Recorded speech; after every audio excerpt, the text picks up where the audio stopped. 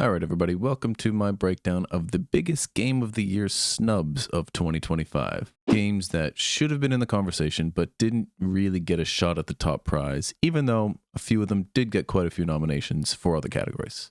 Yeah, Expedition 33 is dominating the competition, so some amazing games got buried under all that hype. 2025's Game Awards Game of the Year list is stacked. Somehow, these 5 games got completely ignored for the most part, and some fans are not too happy about that. We all know how loud the internet is. Number 1 snub, Blueprints. This one did get nominated for Indie Game of the Year, so it's not being completely ignored, but it's basically been shoved to the kids' table. Blueprints is one of the smartest puzzle games of 2025, maybe all time. Players explore a massive procedurally generated mansion that shifts every time you enter a room, creating endlessly fresh puzzles. It combines brain-bending logic with subtle storytelling, and you don't just get to solve puzzles, you get to uncover the mansion's dirty, dark secrets. This game is praised for its originality and replayability, and it has some seriously tight mechanics and elegant level design. It's likely been snubbed because puzzle games rarely get recognized at the top level, and it being an indie game has a smaller indie audience and limited marketing reach. It's not going to get put out there like Death Stranding 2 or Expedition 33.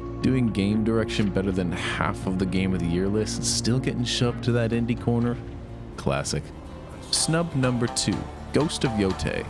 Ghost of Yōtei is a visual and combat spectacle. Smooth katana combat, precise timing mechanics, and seamless traversal make each encounter thrilling. The world design, the icy peaks, the misty valleys, they create a sense of isolation and danger that very few games captured this year. It is praised for its depth in combat, its stunning aesthetic, and the cinematic presentation, which is a really good way to describe this game. It got snubbed for a couple of reasons. It did get overshadowed by bigger AAA releases and a lot of the mainstream hype that the indies were getting. Reviewers have praised it, but it lacked the broad name recognition of something like Expedition 33 or Death Stranding 2, which is a Kojima production and he's always going to be at the forefront. And the judges pretty much said, "You're pretty, but not quite pretty enough."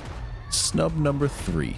Split Fiction. Split Fiction is a narrative indie that plays with reality itself. Players manipulate time, perspective, and narrative threads to solve puzzles and uncover hidden stories. It's clever, inventive, and emotionally engaging, making it one of the standout indie experiences of 2025. And there was a lot of indie competition this year. It's known for its brilliant writing, its unexpected twists, and multiple story layers. And it has a very engaged and passionate fan base. This one got snubbed because it's just a smaller indie title with a far less marketing budget than some of the others. Game of the Year slots tend to favor AAA or large-scale narrative games, so even though 4 out of 6 of the Game of the Year titles are indie, they do come from either large-scale indie developers or they just got so much hype and were so well received that they just completely overshadowed something like Split Fiction.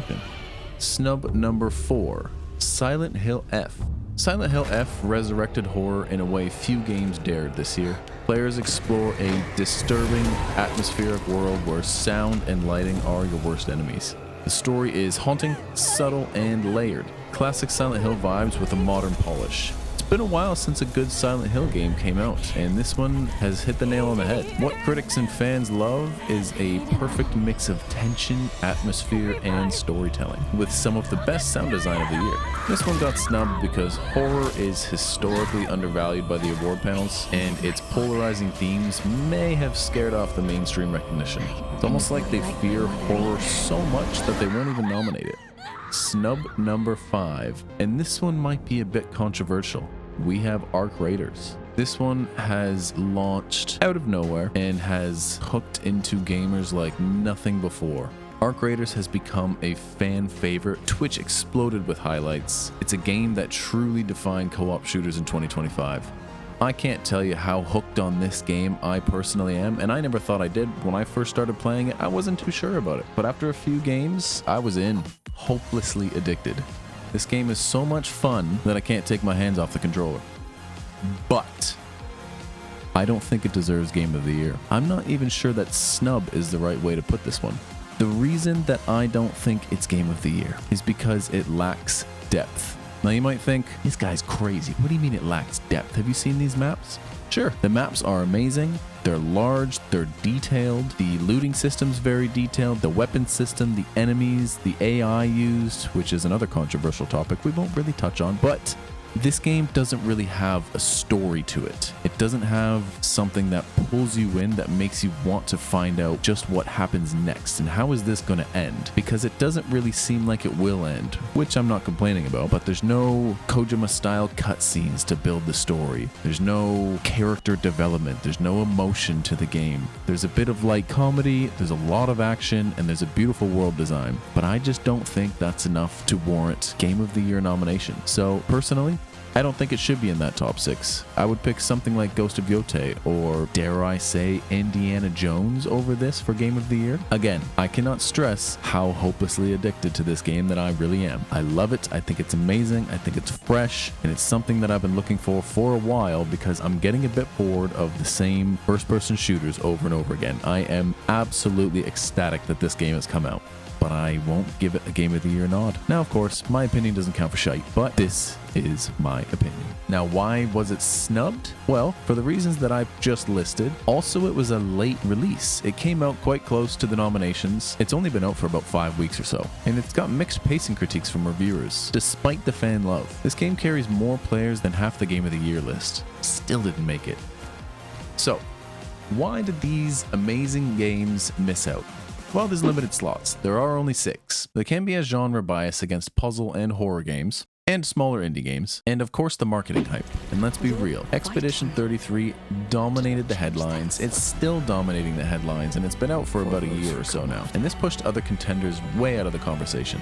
So what's my personal pick for one game that should replace another? And let's be honest, there's at least one game on that list that can be replaced. Well, even though I don't think it should really be in the running for Game of the Year, I would still love to see Ark Raiders on that list and win that Game of the Year, purely because of how much fun I'm having playing it, how it's helped revive my love for gaming with something fresh and original. But if I had to pick from that list, I would probably pick Ghost of Yōtei, especially considering where the direction is this year, being that they're very heavy on the story. You got Kingdom Come Deliverance 2, story-driven RPG. Expedition 33, story-driven RPG. Death Stranding 2, story-driven action-adventure. Hades 2, story-driven action-adventure. And then you got Silksong and Donkey Kong, which I don't think are so story-driven, but platform games generally aren't. So Ghost of Yōtei really fits in with that, although an argument is to be said that it should be Ark Raiders because Ark Raiders is the only one that isn't very story-driven at all. So it's a tough one, but I would have to pick Ghost of Yōtei from that list. And that's it. Biggest 2025 Game of the Year snubs. So tell me, which of these games do you think should have been nominated? Of course, all this is probably moot because Expedition 33 is going to sweep the awards and take everything home.